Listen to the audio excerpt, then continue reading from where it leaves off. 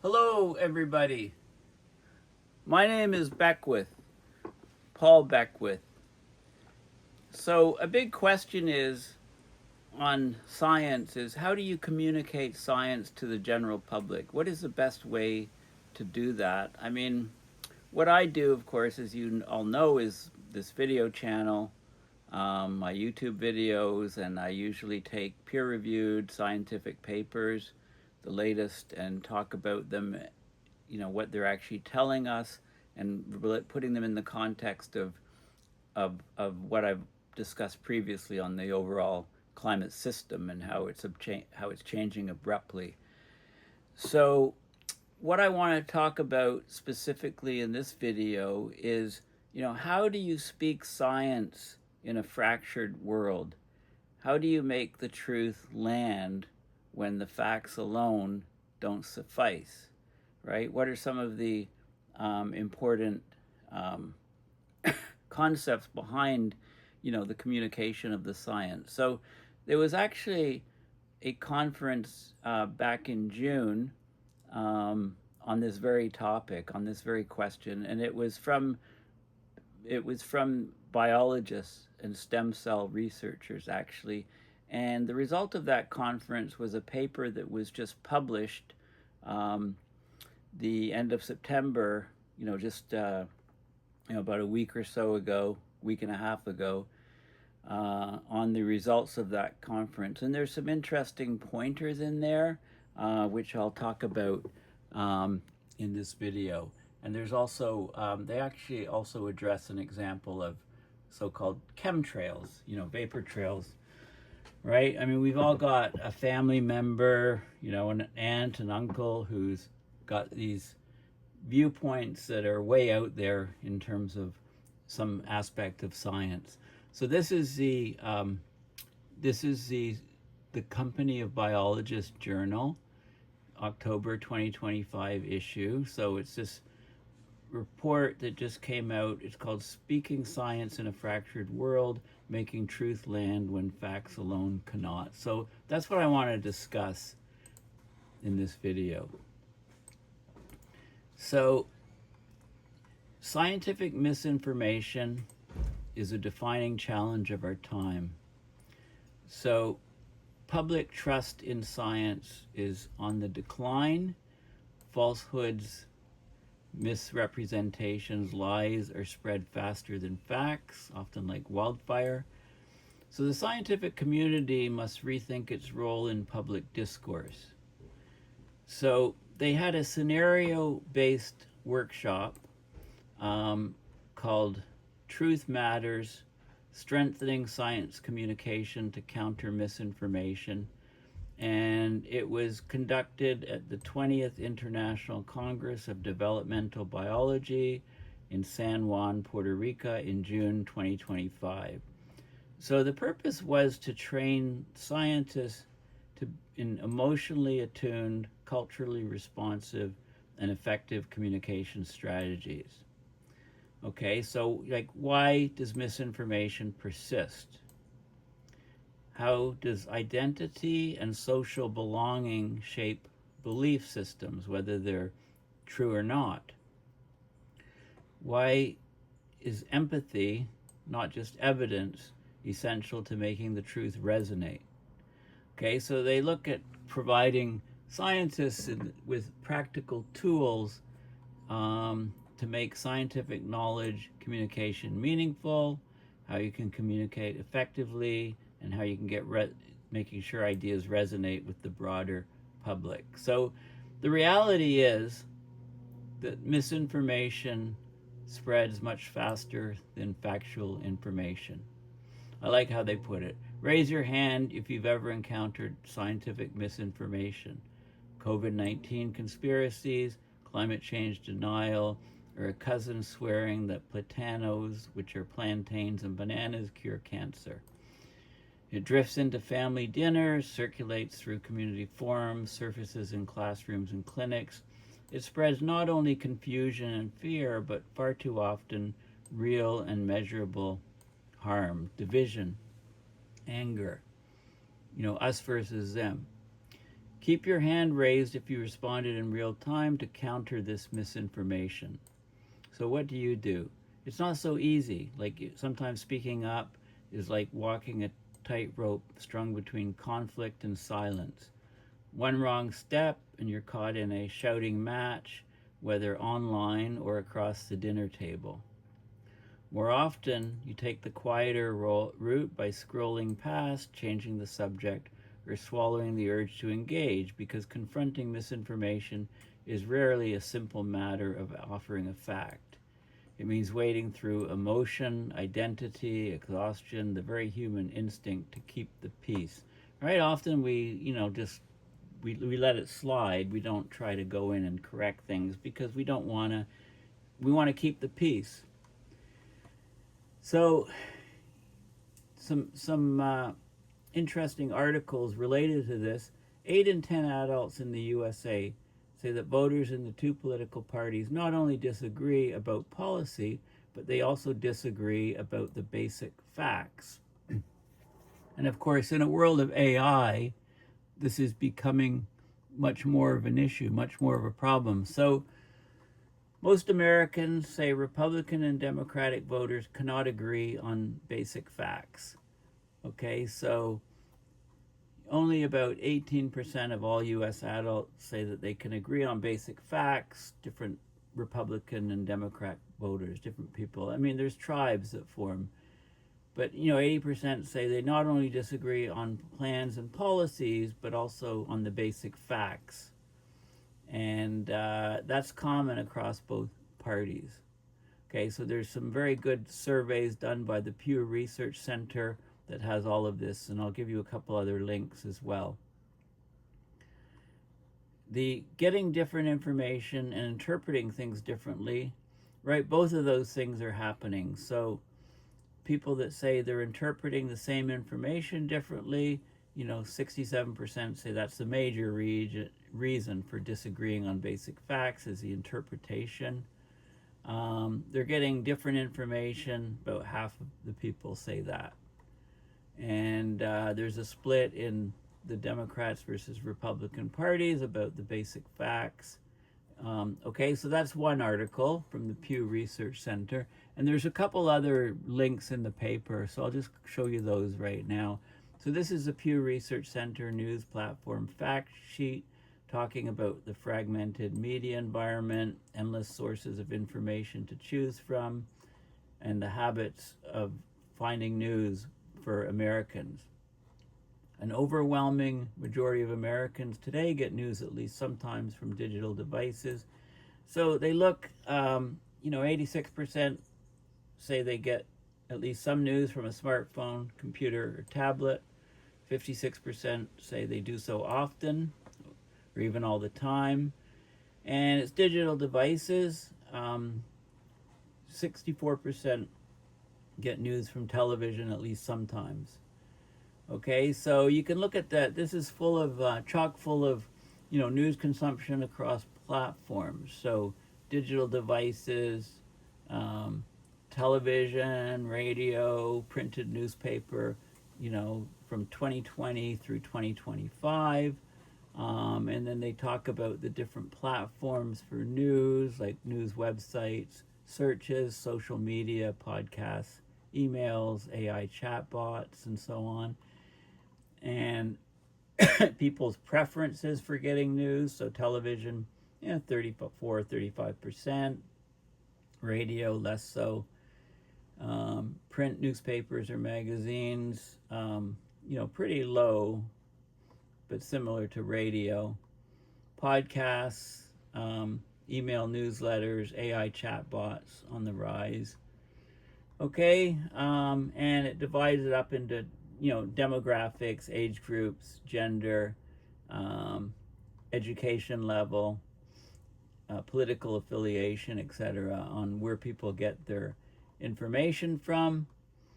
Okay, so it's and then there's a lot of other things here, a lot of other articles about, Americans are following the news less closely than they used to. Podcasts as a source of information, changing views, what is news, social media, and news fact sheets, and so on. Okay, so there's lots of other links, very useful reference. And then there's this report which came out November of last year, Public Trust in Scientists and Views on Their Role in Policy Making. Trust is moving slightly higher, but it's still lower than before the pandemic. So the pandemic changed a lot of things for people.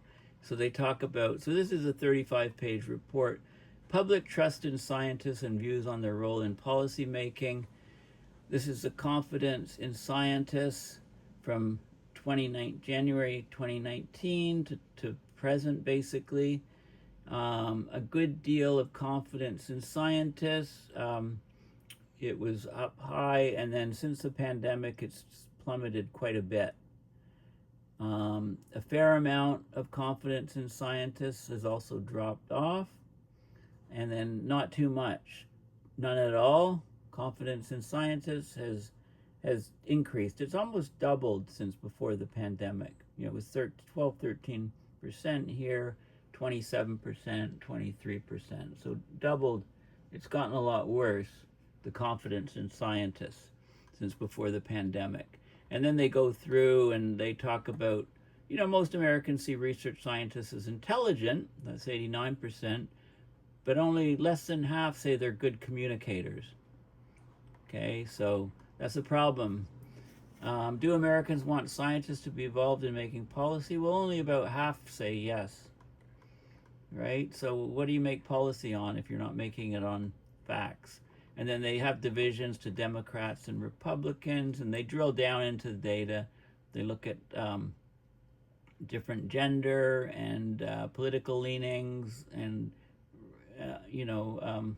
things like that. Scientists widely seen as intelligent, but not good communicators. So this is more skillful in working with teams, socially awkward, cold, closed-minded. Okay, so there's all of these different views that people have on scientists in general, and there's different views from Republican to Democrat, and so there's a lot of polarization and division. Okay, so now that I've talked about those things, what do we do? Like, there's a gap between knowing and doing, between seeing and speaking. Okay, so there was, many scientists are more confident correcting a mislabeled gel. Remember, this is biologists, or correcting other people's scientific jargon than challenging a loved one in a family group chat. Scientists can learn to communicate in ways that feel less confrontational, more like a thoughtful, grounded, and impactful discussion. Right? Conspiracy theories can go viral faster than any peer-reviewed fact. Public trust in science is rapidly eroding, and this is the report that is linked to. So we face a reckoning with what it means to be a scientist in a fractured world. So it's not just achieving clarity, right? If only the solution were as simple as making facts easier to digest. But truth in the wild does not behave so neatly. It collides with lived experience, identity, and the stories people tell to make sense of their place in the world. When truth alone no longer carries the weight it once did, our responsibility is not only to be right, but to speak with humility, to listen with care, and to earn the trust of those we hope to reach. Okay, so community-engaged science is a crucial stepping stone to countering misinformation and expanding scientific impact. Across disciplines, the evidence is clear. Misinformation endures because people lack access to knowledge, and because truth, as delivered, can feel like a threat. Truth can be a threat to identity, to belonging, to the ties that offer safety and recognition. Like, we're deeply social beings. So we have gut reflex reactions to defend our beliefs that affirm who we are and where we belong. Okay? So rejecting scientific information is not a failure to understand, it's a form of social self-preservation.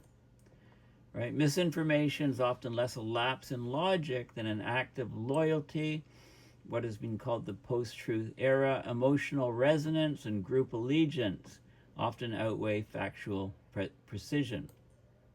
A falsehood that affirms one's identity can feel safer, even more credible than a truth that threatens it. When people are confronted with information that challenges their worldview, they may not reject it out of ignorance, but out of instinct to avoid the social cost of disloyalty, right? So all of these things play into it. So when it comes to scientists and scientific institutions, expertise alone does not determine credibility. It's trust that plays a defining role on whether information is accepted or rejected. To change what people believe, we must first understand why they believe it and what purpose that belief serves in their lives, right? So they looked at all this, and they give it different examples and so on.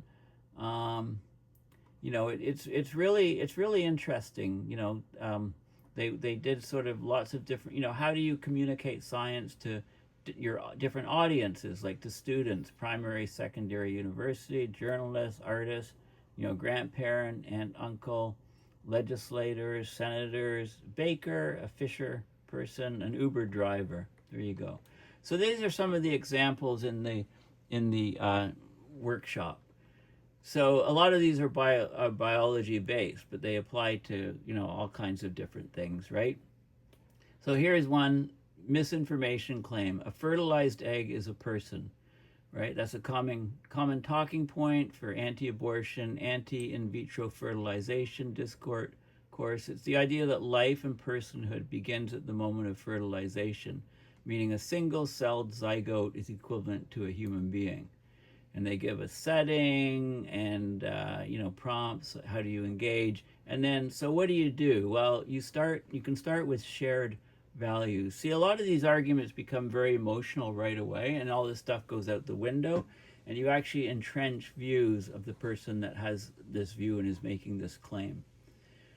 So what is the proper logical thing to do? You can start with shared values. We all care deeply about life, dignity, what it means to be human. Then you clarify the biology. A fertilized egg zygote is a single cell. It contains DNA from both the sperm and egg, but it's not conscious, it's not sentient, it can't survive or develop on its own outside the womb. Then you talk about the different biological stages, like using clear terms and defining the terms, like a zygote, blastocyte, the embryo, the fetus, infant. Each stage involves specific biological changes. Many of them require uterine implantation to begin with. You avoid moral judgments. Don't argue whether it is or isn't in a philosophical sense. Instead, say biologically, a fertilized egg is the beginning of a process, but it's not equivalent to a developed human being. Use practical examples. Up to half of fertilized eggs never implant, right? So if we define a zygote as a person, do we treat natural implantation, non-implantation as a death? Do we investigate miscarriages as like murder or something? Right? And then use critical thinking. If we define personhood at fertilization, what happens to IVF, to contraception that prevents implantation, to people who miscarry? And then talk about legal standards and things. So another example is freezing an IVF embryo is the same as freezing a person, right? So it talks about how dealing with that. There's only two genders, don't bring politics into biology, right? Different ways of that. Vaccines cause autism, right? Childhood vaccines are linked to autism spectrum disorders. That's the claim, right? So how to address this, acknowledge concerns, debunk the myth. So there was a 1998 study by Andrew Wakefield. It was fraudulent and retracted. Dozens of studies since have shown no link between vaccines and autism. So the basic research, and there's other ones here. So here's one that's kind of weather, climate related. The claim, the incorrect claim is the government spraying us, chemtrails. Contrails, condensation trails from airplanes, are evidence of chemical spraying for weather control or mind manipulation, right? Backyard barbecue, cousin says this, hey, you notice those lines in the sky? They're not normal, they're spraying us. So how do you engage without mocking or escalating the situation? Because if you mock or escalate the situation, that ridicule, it entrenches beliefs, right? You're not changing, you're not even, it's just doesn't, it doesn't change any minds. It doesn't serve any purpose. It might make you feel better that this person is nuts or whatever, but it doesn't try to de-escalate the situation, if you like. Or so what do you say? Well, start with curiosity. Hey, I've seen those videos too. What makes you wonder about them? Explain the science, right? That's still important, but it's only one part of the equation. Contrails form from water vapor condensing behind high altitude jets, right? Hot air, lots of water vapor coming out of the back of the jet engine, reaches the colder air, condenses, forms these clouds, these vapor trails. They're especially visible on humid or cold days. And then you can have this critical thinking. If this was real, how would we know? Who benefits? Is there independent evidence? You can offer better sources. You can suggest science explainer accounts or videos that calmly debunk common myths. But again, avoid ridicule, right? If you just tell the person, oh, you're nuts, that's absurd, which is what I would tend to do most of the time, right? Right? And, ridicule and mockery, it entrenches beliefs. So the idea is to plant seeds of doubt in people's minds that have entrenched beliefs, not, winning debates. Okay, so, why does this matter? Well, science is under pressure, not just from budget cuts, shifting political winds, but from the slow erosion of public trust. And it's all outlined in this Pew report here. In this one here, public trust in scientists and views on their role in policy making. So there's a link to that. Many of us were trained to lead with evidence, but today evidence is not enough. The response we need is not more data. We need more humanity. We need empathy. We need questioning. We need curiosity. People rarely change their minds because they lose an argument. They change because someone met them with curiosity instead of judgment, made them feel safe enough to rethink what they thought they knew. Without empathy, context, and cultural fluency, even the clearest facts can falter or worse, entrench division. Okay, so there's some interesting things in here. We ask scientists to use your voice to counter misinformation the moment you hear it. Speak science everywhere, not just on stage or in print, but at the bus stop, the barber shop, the grocery store. To the broader scientific community, we offer this call to action. Practice communication with the same rigor that you apply in the lab. Partner with communities to co-create knowledge that reflects shared values and lived realities. Prepare now, because misinformation shows up at your dinner table, your town hall, your classroom. Prioritize empathy. Curiosity is more contagious than correction will ever be. And I like this.